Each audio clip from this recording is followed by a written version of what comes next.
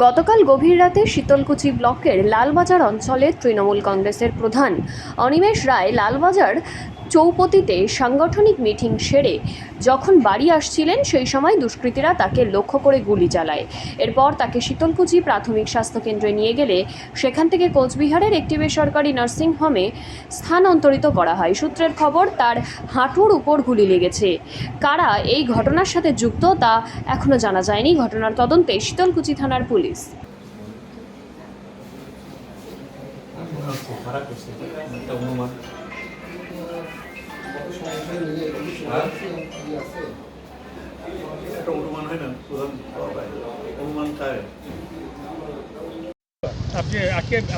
উনি বড় মোর্চার থেকে বাড়ি যেতেছিল, তখন রাতের অন্ধকারে দুষ্কৃতীকারী গুলি করছে। উনি স্কুটারের পিছনে ছিল, গুলি করছে।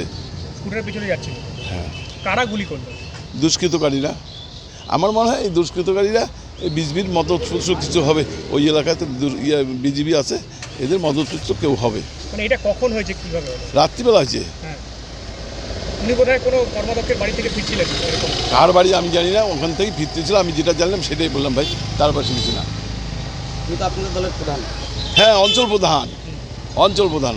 নানান কাজে আমাদের, যেমন আমরা সহকারী সভাপতি, আমাদের যেতে হয় না, তা মানুষ তো কাজে যায়। কি মনে হচ্ছে বিরোধীরা আছে, বিজেপি পেছনে আছে?